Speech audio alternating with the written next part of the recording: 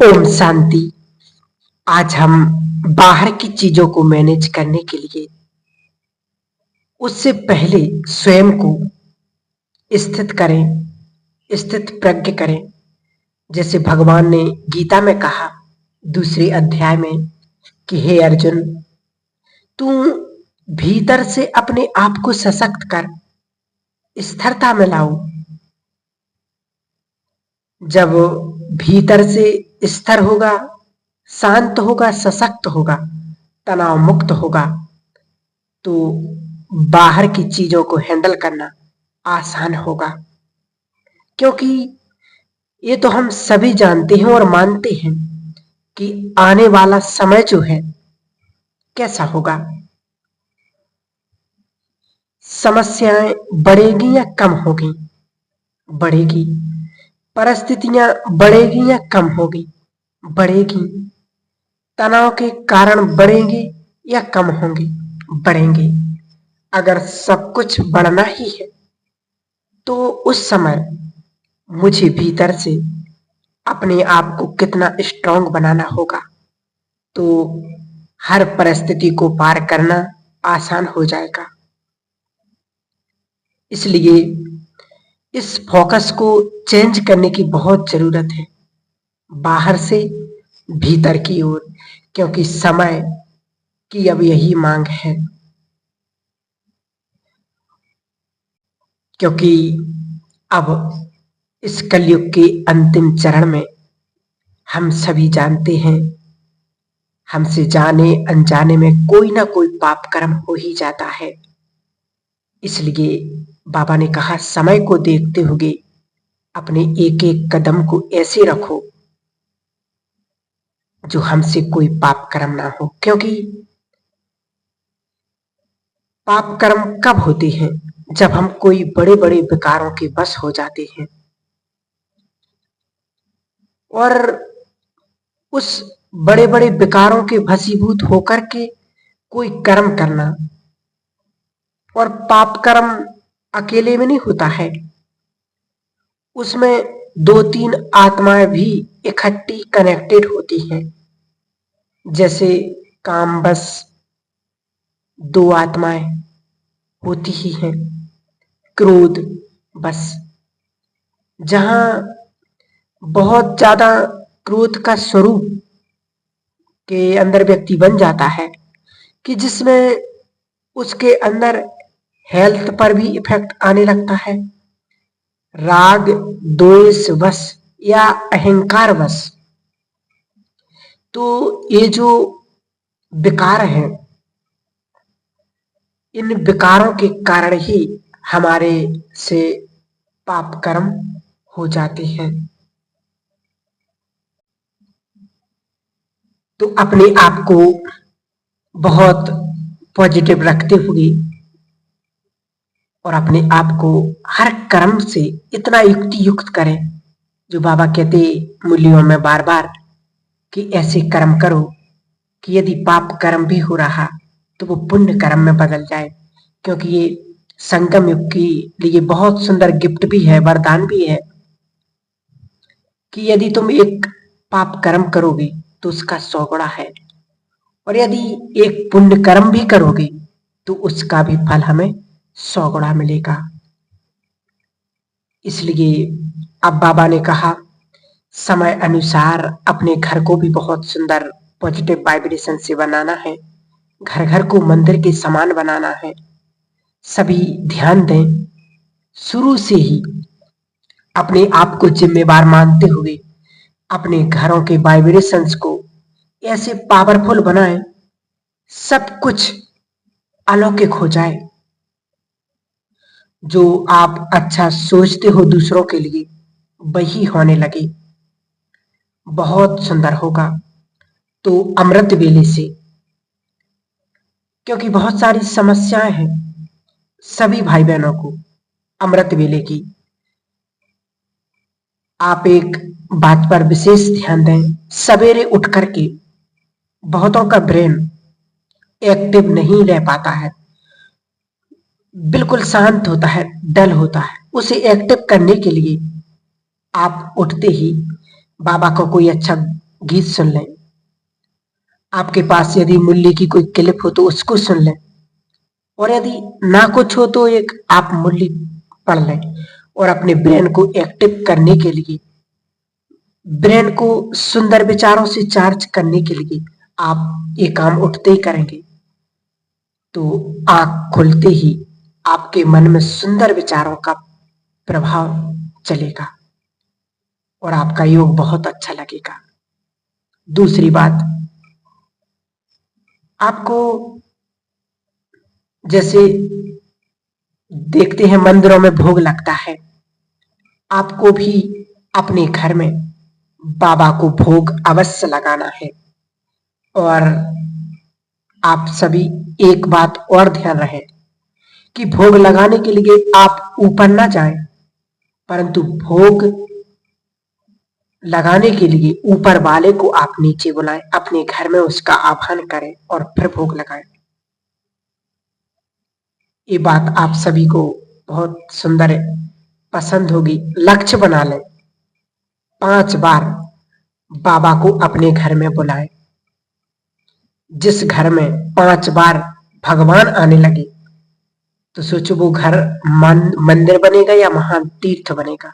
सोच लो सभी, इस बात को गांठ बांध लें, ध्यान दें। ये नहीं कि हम भूल गए, हमें तो बाबा को आह्वान करना नहीं आता, हम भूल गए। आज मेहमान आए, कल दूसरा काम था, परसों तीसरा हो जाएगा और सब कुछ छूट जाएगा। श्रेष्ठ पुरुषार्थी वही है जो हर परिस्थिति में अपने पुरुषार्थ का सुंदर मार्ग बना ले। मेहमान आ गए, बड़ा अच्छी बात है, और संकल्प करो कि मेरे घर में मेहमान आए हैं और उनको भी बुला लेती हूँ। 4 मेहमान आए और 5वां सबसे बड़ा, उसका 1 मिनट में आह्वान करो।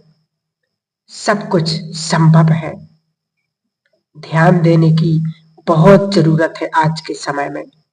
टाइम सबके पास है, कितना भी काम हो, 5 बार बाबा को आप जरूर अपने घर में बुलाएं। भोजन बन रहा है, बुला लो उसको। माताएं बहुत अच्छी अच्छी बातें करती हैं बाबा से। कई माताओं बहनों के अनुभव आते रहते हैं और वो सुनाते भी हैं, और बड़े प्यार से बुलाती हैं और कहती हैं कि बाबा मैं अकेली हूं, आप भी आ जाओ, और आपकी भी 2 भुजाएं हैं तो मेरे काम में आप मदद कर दो। तुम जरा सब्जी काट दो, मैं आटा लगा लेती हूँ। ऐसे ऐसे बड़े प्यार से बातें करती हैं बाबा को और अपना दोस्त बना लेती हैं, अपना बच्चा बना लेती हैं, और आपको फील होने लगेगा कि मेरा काम कैसे होने लगा है। क्योंकि फिर एक खाना बनाना, काम करना एक आनंद बन जाएगा, सुंदर आनंद, मन को चार्ज करने वाला, आनंदित करने वाला, थकान मिटाने वाला वो समय बन जाएगा आपका। बाबा का आह्वान करो, उससे बातें करते रहो। बहुत अच्छी बात है सुंदर योग के लिए, बाबा से बातें करते रहो। कुछ भी काम करना है बाबा से पूछो या बाबा को बताना ही है। और बाबा को बात कैसे करो, जैसे हम बाबा के रूम में जाते ट्रांसलाइट के सामने, तो ये मत समझो कि वो ट्रांसलाइट है। जैसे हम अपने घर में अपने माता पिता से बात करते तो वो सिर्फ सुनते रहते, हम बोलते रहते, ऐसे ही अपने बाबा से भी बात करो कि बाबा सामने बैठा और सब कुछ उसको बताओ। मुझे हर काम बाबा को बताना है। बाबा मैं बाजार जा रही हूँ, आप साथ चलो। ऐसे ऐसे हम सुंदर अभ्यास कर सकते हैं। बाबा मैं ये काम कर रही हूँ, बाबा मुझे उसको बुलाना है, आप भी आ जाओ और मदद करो। बाबा से बात करने को अपनी एक ऐसी नेचर बना लो, ये बहुत सहज सहज और सरल योग बन जाएगा। जैसे शरीर में कोई बीमारी हो गई, दर्द हो गई, तो अगर आपको आदत होगी तो आप बाबा को तुरंत बुलाएंगे कि बाबा इस देह में दर्द हो गया है, आप आ जाओ और मदद करो। 1 मिनट में आपको अनुभव होने लगेगा, मार्ग मिलने लगा, कोई दवाई मिल गई, कोई चीज मिल गई और दर्द कम होने लगेगा। इससे बहुत अच्छा होगा। और सब जानते हैं बाबा को जिस भोजन का भोग लगाना है, क्योंकि बाबा ऐसा वैसा भोग स्वीकार नहीं करता, वो परम सत्ता है, बाबा ने कह दिया है। इसके लिए भगवान कैसा भोग स्वीकार करेगा? जो कुछ नहीं खाता उसको भोग लगाना, वो हमारे प्यार को और हमारी भावनाओं को स्वीकार करता है। हमने भोजन में कैसे वाइब्रेशन समाये हैं वो उन्हें स्वीकार करता है। इसलिए बाबा का आह्वान करके बहुत शुद्ध मन से, शांत मन से, प्रेम और खुशी से, मैं परम पवित्र आत्मा हूं, उसको याद करते हुए भोग बनाना। सारा भोजन एक संकल्प से, जैसे सेंटर्स में भी बाबा के लिए भोग बनाते हम और बनाते भी हैं, तो वहां के वाइब्रेशंस आप सबने देखे होंगे, बहुत अच्छे होते हैं। रोज भोजन बनाना अलग चीज है, लेकिन भोग के दिन वाइब्रेशंस अलग होते हैं। एक अलग फीलिंग होती है कि भगवान के लिए भोग बन रहा है। तो जब आप अपने घर में भी ऐसे करेंगे तो आपके घर के वाइब्रेशन भी बहुत सुंदर और बहुत शक्तिशाली बन जाएगा। तो घरों में भी हम बहुत सुंदर शुद्धि से करेंगे। और माताओं बहनों में तो बहुत स्वच्छता का एक गुण होता है, तो आप सभी तो विशेष शुद्धता का ध्यान देते होंगे, इसमें कहने की बात नहीं है। क्योंकि माता बहनें बहुत सफाई करती हैं, बहुत स्वच्छता से रहते हैं, इसलिए साथ में मन की और बुद्धि की भी सफाई रखनी है। याद रखेंगे, भोग उन घरों में उस किचन से बनाया हुआ नहीं लग सकता जिस घर में नॉन वेज बनता हो, वो बाबा को स्वीकार नहीं है। इसलिए ऐसे घर जिनमें नॉन वेज बनता हो, आप माता एक काम कर सकती हैं, वीक में एक बार, सोमवार कोई भी दिन आप फिक्स करें, गुरुवार को दोपहर के समय अलग से भोजन बनाएं और अलग से बाबा को भोग लगाएं। घर को मंदिर बनाना है तो घर पुण्यों का मंदिर हो। सभी ऐसा करेंगे कि अपने घर से पाप का नाश और समाप्त हो जाए। आप सोचेंगे हमारे हाथ में है क्या? है हाथ में या नहीं? एक पुण्य आत्मा का प्रकाश अनेकों के पापों से मुक्त करने की प्रेरणा देता है। पुण्य आत्मा के वाइब्रेशंस, अगर दूसरा व्यक्ति भी पाप करेगा तो उसके हाथ रुक जाएंगे। वाइब्रेशंस का बहुत इफेक्ट है, इसलिए स्वयं भी पुण्य करेंगे और सबको भी पुण्य करने का हम प्रेरणा देंगे। माताओं को तो छोटे बच्चों से भी को भी उन्हें सिखा दो कि पुण्य क्या होता है, पुण्य करो, क्योंकि बहुत बच्चे सीख जाते हैं और जब पुण्य बढ़ जाता है तो जीवन में बहुत सुख शांति आती है। लेकिन स्वयं भी बहुत पुण्य करना है और पुण्य की परिभाषा थोड़ी सी समझ ले। दूसरों को सुख देना सबसे बड़ा पुण्य है, दूसरों के कष्ट हर लेना सबसे बड़ा पुण्य है, दूसरों को मदद कर देना सबसे बड़ा पुण्य है। और हम जानते हैं किसी से भगवान को मिला देना, उससे बड़ा पुण्य तो कोई हो ही नहीं सकता है। किसी को सत्य ज्ञान दे देना बहुत बड़ा पुण्य है।